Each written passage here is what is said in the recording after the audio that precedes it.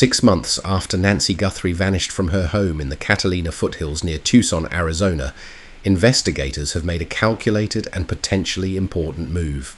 They have released 2 ransom letters connected to the case. The authorities are not saying that the letters are genuine. They are not confirming that the person who wrote them kidnapped Nancy. They are not even certain that both letters were written by the same person. But investigators believe the language inside those messages may be familiar to someone. A certain phrase, a particular choice of words, a recognizable writing style. Something that could cause a friend, relative, co-worker or neighbor to stop and say, "I have heard someone speak like that before." Pima County Sheriff Chris Nanos says that is exactly what investigators are hoping will happen. After 6 months of searching through thousands of tips, videos, forensic leads and possible sightings, the case remains unsolved. Nancy Guthrie has not been found. No arrest has been announced. And the central question remains unanswered. What happened inside or near Nancy Guthrie's home on the night she disappeared? Nancy was 84 years old when she vanished from the home where she had lived for many years. She was also the mother of Savannah Guthrie, the well-known co-host of NBC's Today Show. From the beginning, the disappearance attracted intense national attention. But for Nancy's family, this was never simply a major news story. It was a personal nightmare unfolding in public. Savannah and her relatives were forced to live with uncertainty every day. They did not know where Nancy was.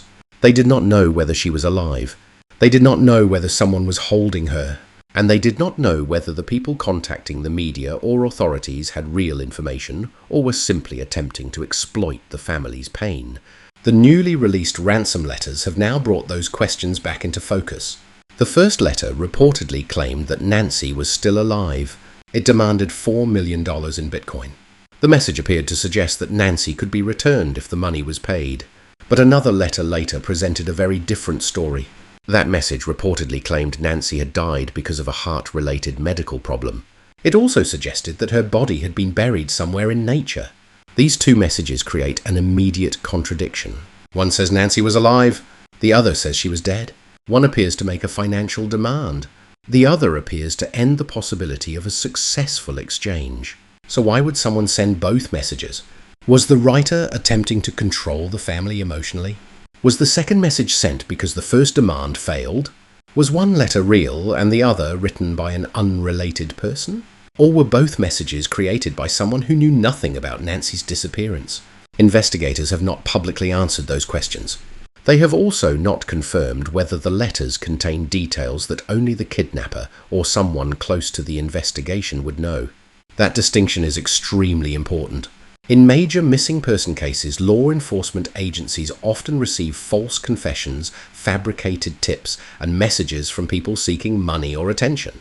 Some individuals may insert themselves into an investigation because they want publicity. Others may attempt to frighten the family. Some may believe they are helping, even when their information is unreliable. And in rare cases, the person sending a message may actually be connected to the crime.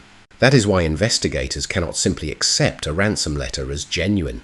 They must examine every detail, the paper, the printing method, the handwriting, if any exists, the grammar, the spelling, the sentence structure, the vocabulary, the delivery method, the digital trail, and any information the writer included about Nancy or her disappearance. Even a mistake can matter. A misspelled word used repeatedly by the same person could become evidence. An unusual phrase could point toward a specific region, occupation, age group, or personal background. A reference that seems meaningless to the public may have significance to someone who knows the writer.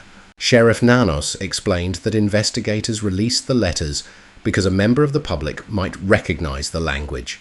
Someone may remember hearing a similar phrase during an argument.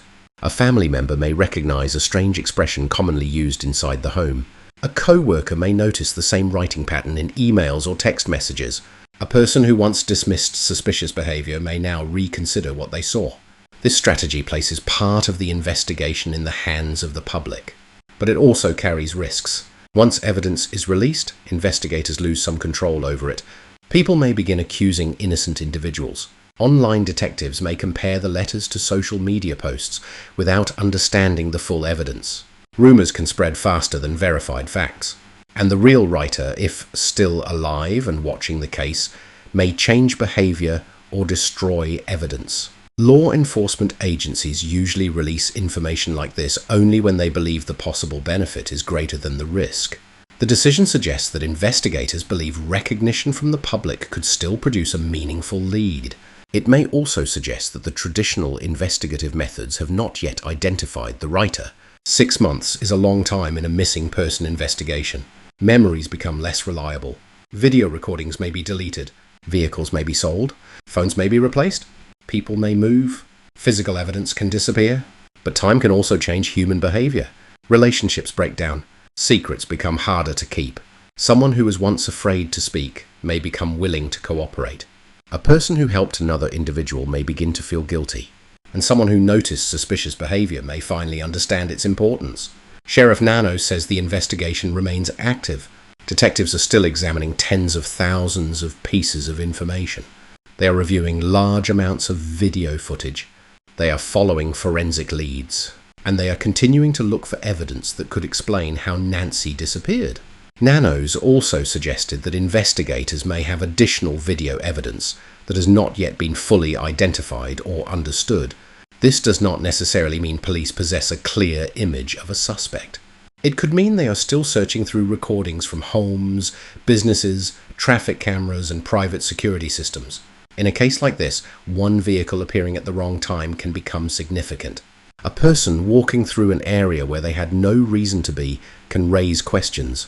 A light turning on inside a home can help investigators establish a timeline.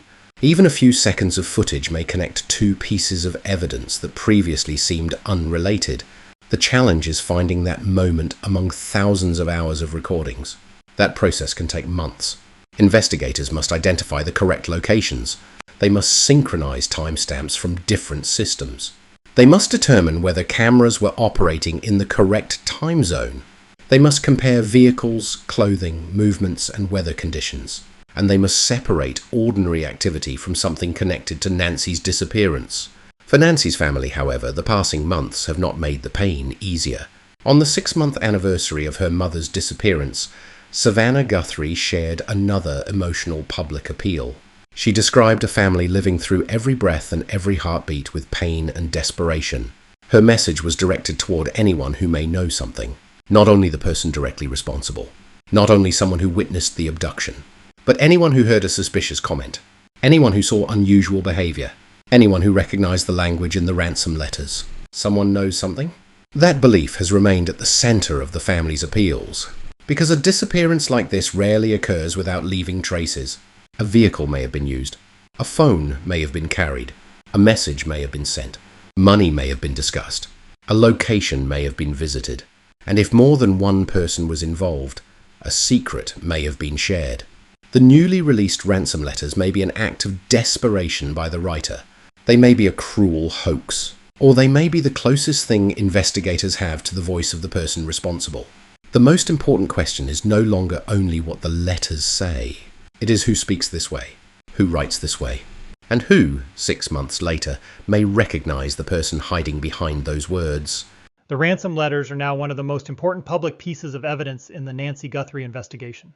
But their value depends on one difficult question. Were they written by someone involved in the disappearance, or by someone exploiting a national tragedy? Investigators must examine both possibilities at the same time. If the letters are genuine, they may reveal how the writer thinks, what the writer knows, and what the writer hoped to achieve. If the letters are false, they may still lead police to a person who interfered with the investigation and caused additional pain to Nancy's family. Either way, the author matters. The demand for $4 million in Bitcoin immediately attracted attention. Bitcoin is often used in ransom demands because it can be transferred without using a traditional bank account. But Bitcoin's not completely invisible. Every transaction is recorded on a public digital ledger. The names of the people involved may not appear directly, but investigators can sometimes follow the movement of funds between digital wallets. If money reaches an exchange that requires identification, authorities may be able to connect the transaction to a real person. They can also examine email accounts, online services, devices, internet addresses, and communication platforms used to deliver instructions. A criminal may believe cryptocurrency makes a payment impossible to trace. In reality, one careless step can expose the entire operation. The amount demanded may also be meaningful. Why $4 million? Was it chosen because the writer believed Savannah Guthrie or her family could pay it? Was the amount based on publicly available information about wealth? Was it copied from another kidnapping case? Or did the number have a private meaning known only to the writer? Investigators would compare the demand with other ransom messages. They would look for similar wording, similar payment instructions, and similar threats. They would also examine whether the author appeared to understand Bitcoin or simply used the word because it sounded anonymous and sophisticated. A genuine kidnapper might provide detailed instructions for purchasing and transferring cryptocurrency. A hoax writer may use vague language without understanding how the process works. That difference could help investigators evaluate credibility. The timing of each letter may be just as important as the contents. When was the first message created? When was it sent? When was it received?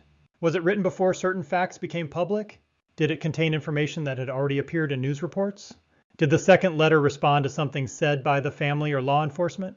A writer following the case closely could build a convincing message from public information. But information that had never been released would be much more significant.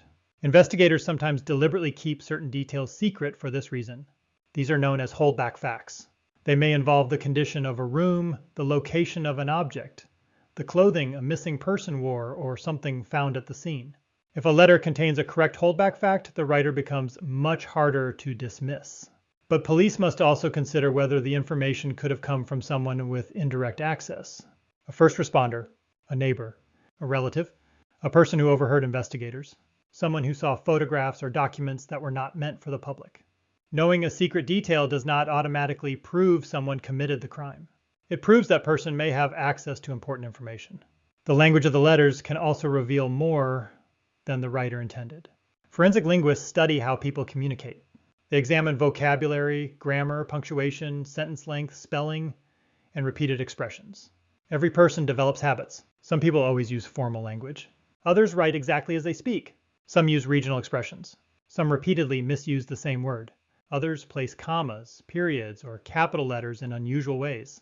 Education level may influence writing, but investigators must be careful. A person can intentionally make mistakes. A highly educated writer may attempt to sound uneducated. A younger person may try to sound older. A local resident may imitate language from another region. The writer may also copy phrases from television, movies, books, or other crimes. That is why no single word is enough. Investigators look for patterns. They may compare the letters with emails, text messages, social media posts, work documents, school assignments, complaint letters, or previous threats. If a suspect is identified, authorities may seek writing samples through legal means. Experts can then determine whether the similarities are common or unusually specific. But linguistic analysis is not magic. It cannot always identify one person with absolute certainty. It is most useful when combined with other evidence: location data, digital records, witness statements, financial activity, vehicle movements, fingerprints, DNA, and the timeline of the disappearance. The two letters also appear to have very different purposes. The first reportedly demanded money and suggested Nancy was alive. That kind of message creates urgency. It gives the family hope, but also fear. It pressures them to act quickly. The writer may want the family to believe that any delay could place Nancy in greater danger. The second message reportedly claimed Nancy had already died. That changes the emotional pressure completely. There is no longer a successful rescue to negotiate. There is no clear reason to pay, so why send it? One possibility is that the writer wanted to explain why the promised exchange never happened. Another possibility is that the message was designed to stop the family from expecting further contact. It could also have been written by a different person who wanted attention. The contradiction may show that the writer was improvising. It may show panic. It may show an attempt to regain control over a story that was no longer developing as planned. But it could also be deliberate psychological manipulation. A person who wants to hurt the family may alternate between hope and grief. They may want the family to experience uncertainty again and again. That possibility makes the letters especially cruel, even if they are false. Investigators would also analyze how the letters were delivered. A physical letter can carry fingerprints, DNA, fibers, printer marks, and traces from the place where it was prepared. Printers can sometimes leave microscopic patterns or identifying marks. Paper can be connected to a specific manufacturer or retail source. Envelopes may contain saliva or skin cells. Postal markings may help establish where and when a letter entered the mail system. Security cameras near a mailbox or delivery location may show the sender. A digital message creates a different trail. It may involve an email provider, an online account, a device, a network connection, or a hidden service. Even when a writer uses tools to conceal identity, mistakes happen. An account may be created from a personal device. A login may occur without protection. The same username may appear elsewhere online. A recovery email or phone number may connect the account to a real person. The writer may search for Nancy's name, Bitcoin instructions, or ransom letter examples before sending the message. Those searches could become evidence if investigators identify the correct device. The person behind the letters may also have followed media coverage closely. They may have watched interviews. They may have read public statements from Savannah. They may have studied photographs of Nancy's home and neighborhood. They may even have monitored online discussions to see how people reacted. If so, the release of the letters could change the writer's behavior. The person may become nervous. They may delete accounts. They may destroy documents. They may suddenly leave the area. They may contact another person involved. Or they may make another attempt to communicate. Investigators will be watching for those reactions. Public release can sometimes function as a test. Police reveal information, then observe who responds. A suspect may ask unusual questions. A person may show knowledge that was never mentioned. Someone may attempt to explain their writing style before being accused. Another person may contact police with a false story designed to redirect attention. Every reaction can become part of the investigation, but the public must be careful. Recognizing a phrase does not prove guilt. Many people use similar expressions. Many people make the same spelling mistakes. A person should not be named online simply because their writing appears similar. The correct action is to report the information directly to law enforcement. Investigators can compare the tip with evidence the public has never seen. They can determine whether the person had access to Nancy. They can examine whether the person was in the area. They can review financial records, phone data, vehicles, and known relationships. Online accusations can damage innocent lives and may also interfere with the real investigation. The person responsible could use public confusion to hide. False claims could overwhelm detectives. Important tips could become buried beneath speculation. That is why Sheriff Nanos asked people to focus on specific recognition, a familiar phrase, an unusual style, words that remind someone of a real person. The request is not an invitation to solve the case through social media. It is a request to provide investigators with a starting point. After 6 months, even a small starting point could matter. Someone may remember a person suddenly asking questions about Bitcoin. Someone may remember access to a printer, paper, or envelope. Someone may have seen a draft message. Someone may have heard a comment about Nancy before her disappearance. A friend may remember a strange obsession with Savannah Guthrie or the Today Show. A relative may know that someone traveled to Tucson at the time. A coworker may recall unexplained absences. A neighbor may remember a vehicle that appeared only once. None of these details may seem decisive alone. Together they could form a pattern. The ransom letters are important, not because they provide clear answers. They are important because they may connect language to behavior, behavior to a person, and a person to the night Nancy disappeared. The author may have believed the letters created distance and confusion, but every word may have done the opposite. Every phrase may have left a trace.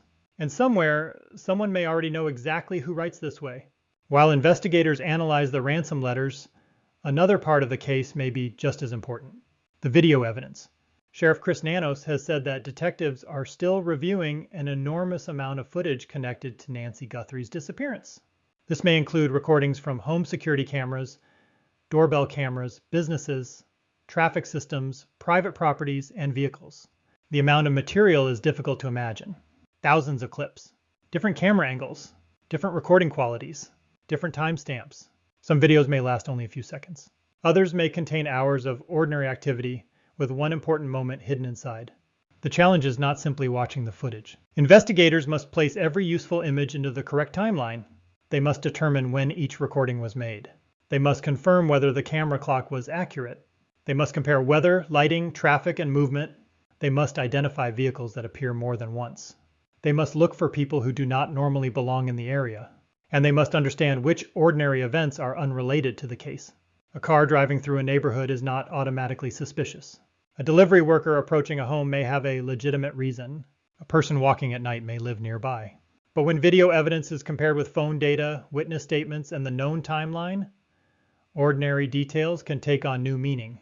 A vehicle may appear near Nancy's home shortly before she vanished. The same vehicle may later be seen on another road. A person may walk toward the property and then disappear from the camera's view. A light may turn on inside the home at an unusual hour. A gate may open. A shadow may move. A sound may be recorded by a microphone even when the camera captures no clear image. Each detail may help investigators reconstruct what happened. The most important footage may not show Nancy directly. It may show the person who approached her home. It may show the vehicle used to leave the area. It may show someone testing the neighborhood before the disappearance. It may show a person returning later to remove evidence. Investigators also examine activity from the days and weeks before a disappearance. Crimes like this are not always spontaneous. A person may visit the area several times. They may study the home. They may learn the victim's routine. They may identify which cameras are present. They may determine when neighbors leave for work. They may wait for the right opportunity. If Nancy was specifically targeted, the person responsible may have known something about her daily life. That knowledge could have come from personal contact. It could have come from social media. It could have come from observing the home. Or it could have come from someone close to the family. There is no public evidence proving any of those possibilities, but investigators must consider them. Nancy was not a random name. She was the mother of a nationally known television host. That connection may have increased the possibility of financial motive, publicity seeking, obsession, or targeted harassment. At the same time, investigators cannot assume the disappearance was connected to Savannah's public profile. The answer may involve something much closer to Nancy's everyday life. A person she trusted. A service worker. A casual acquaintance. Someone familiar with the neighborhood. Someone who had been inside the home before. In many investigations, the first major mistake is assuming the crime must be complicated. Sometimes the offender is not a criminal mastermind. The person may simply have access, opportunity, and enough confidence to approach the victim without causing alarm. Nancy may have opened the door because she recognized the visitor. She may have believed the person needed help. She may have been persuaded to leave voluntarily. Or she may have been taken by force before anyone nearby realized something was wrong. The condition of the home would be extremely important. Investigators would examine whether there were signs of a struggle. They would look for damaged locks, moved furniture, broken objects, or missing belongings. They would study entry and exit points. They would examine fingerprints, shoe impressions, fibers, and biological evidence. They would also determine what remained behind: a purse, medication, a phone, eyeglasses, keys, items that Nancy would normally take with her. The absence or presence of those objects can help investigators understand whether she planned to leave. If important personal items remained in the home, that could suggest she did not expect to be gone for long. If a phone stopped moving suddenly, investigators might examine the last network connection. If a vehicle was missing, they would track where it was later seen. If no vehicle was taken, another person may have provided transportation. Publicly, authorities have released only a limited amount of forensic information. That is normal in an active investigation. Detectives protect details that may help them test tips and statements. A person who falsely claims responsibility may repeat information from the news. But a person who knows something real may describe a detail that was never released. The ransom letters may be evaluated in exactly this way. Did the writer know what was found inside Nancy's home? Did the writer describe the method used to remove her? Did the writer mention an item, injury, or location known only to investigators? If not, the letters may be based entirely on media reports. But even a false letter can reveal a person with an unusual interest in the case. That person may not be the kidnapper, but investigators still need to know why they became involved. The passage of 6 months also changes the search. At the beginning, the focus is often on immediate rescue. Police search nearby areas. They issue alerts. They contact hospitals. They examine roads and transportation routes. They move quickly because the missing person may still be in immediate danger. As time passes, the investigation becomes more complex. Detectives build long timelines. They examine financial and digital records. They compare witness statements. They conduct repeat interviews. They revisit locations. They search for contradictions. A person may say they were at home, but a phone record may place them elsewhere. A witness may remember a vehicle differently after seeing a clearer photograph. Someone may initially hide information because they fear becoming involved. Months later, that same person may decide to speak. The investigators must also return to old tips. A report that seemed unimportant during the first week may become valuable after new evidence appears. A vehicle description may match something seen in a newly discovered video. A name may connect to the language in the ransom letters. A phone number may appear in another investigation. A location may become significant because of travel records. Cold cases are often solved when old evidence is understood in a new way. The Nancy Guthrie case is not officially a cold case. Sheriff Nanos has emphasized that the investigation remains active. But the 6-month anniversary is a critical point. The public's attention can fade. News coverage becomes less frequent. People begin to assume authorities have no leads. That assumption may help the offender feel safe. The release of the letters sends the opposite message. Investigators are still working. They are still testing evidence. They are still asking questions. And they are willing to expose part of the case to the public if it may generate a breakthrough. The release may also place pressure on anyone who helped the person responsible. A crime involving abduction, transportation, concealment, or ransom communication may require more than one action. Someone may have loaned a vehicle. Someone may have provided a place to stay. Someone may have noticed damaged clothing or unusual injuries. Someone may have been asked to purchase supplies.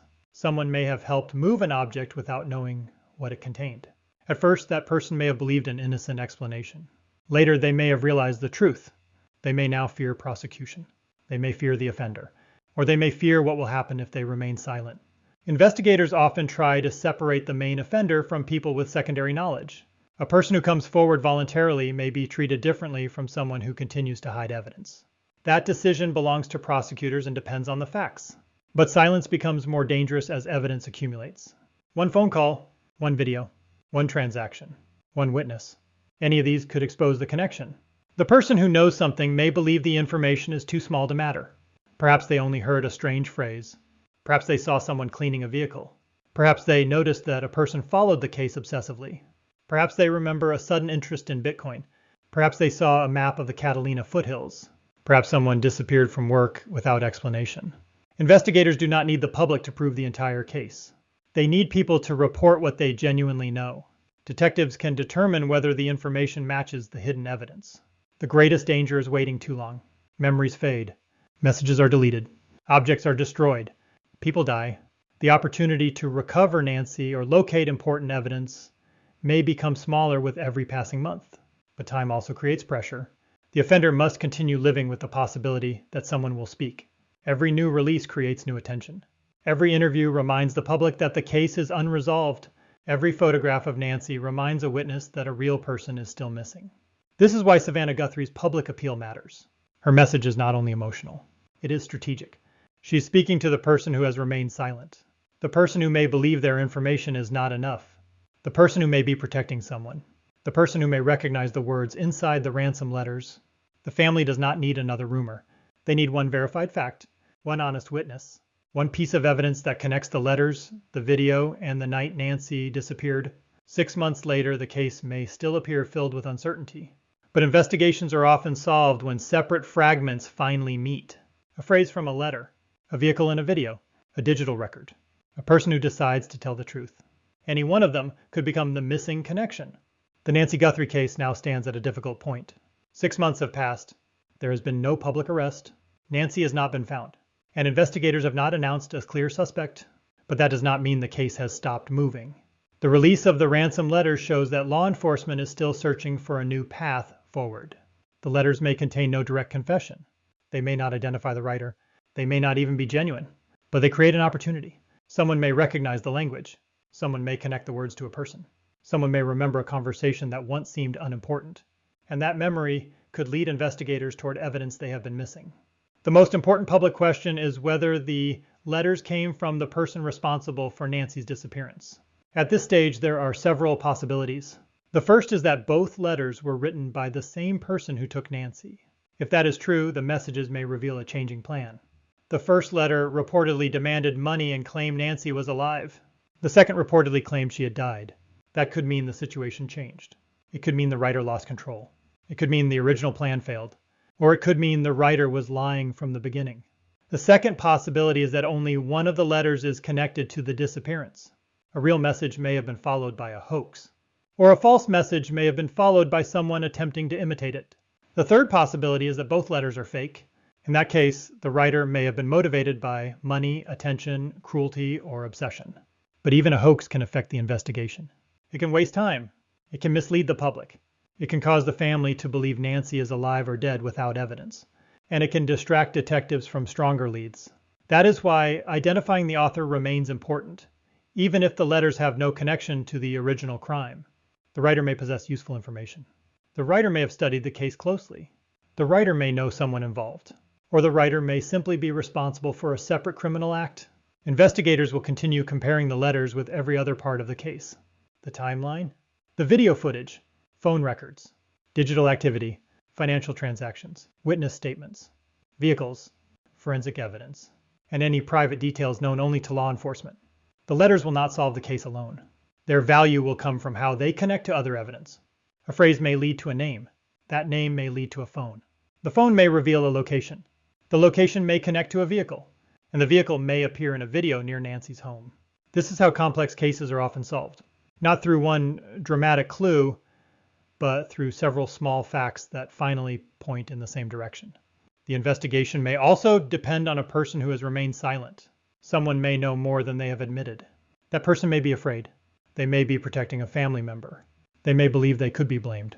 They may think the information is too small to matter. Or they may have convinced themselves that speaking now would make no difference. But it could make all the difference. A person does not need to know the entire story. They may only know where someone was that night. They may remember a suspicious vehicle. They may have seen someone return home late. They may have noticed unusual injuries. They may have heard a person discussing Ransom, Bitcoin, or Nancy before those details became public. They may have seen someone destroy clothing, clean a car, or throw away an object. They may recognize the exact language used in the letters. Any one of those details could help investigators test a suspect. The public should also understand what not to do. This case should not become an online guessing game. People should not accuse strangers based on writing style alone. They should not publish names without evidence. They should not contact the Guthrie family with rumors. And they should not attempt to confront anyone they believe may be involved. Unverified accusations can harm innocent people. They can also warn the real offender. The safest and most useful action is to report specific information directly to investigators. Law enforcement can compare the tip with evidence that has never been released publicly. They can determine whether the person had access to Nancy. They can examine travel, financial, and phone records. They can confirm whether a vehicle was in the area, and they can decide whether the information is credible. For Nancy's family, the 6-month anniversary is not only a date. It represents 6 months without answers. 6 months of waking up without knowing where Nancy is. 6 months of hoping for a call. 6 months of fearing what that call may say. Savannah Guthrie's message reflects that reality. Her family is not asking for speculation. They are asking for truth. They are asking the person who knows something to stop protecting the secret. Sheriff Nanos has also made his position clear. The investigators have not walked away. They are still reviewing evidence. They are still following leads. They are still searching through video, and they are still willing to listen. The phrase he repeated was simple. We are still here. That message is important for the family. But it may also be intended for the person responsible. The investigation is active. The evidence is still being examined. And time does not always protect an offender. Technology improves. Old videos can be enhanced. Digital records can be connected. DNA can be tested again. A witness can change their mind. A relationship can collapse. A secret can become too heavy to carry. The person responsible may believe 6 months means the danger has passed. But 6 months can also mean investigators have had time to build a deeper picture. They may know more than they have revealed. They may be waiting for one piece of confirmation. They may be comparing several people. They may be watching how someone reacts to the release of the letters. The public does not know the full state of the investigation.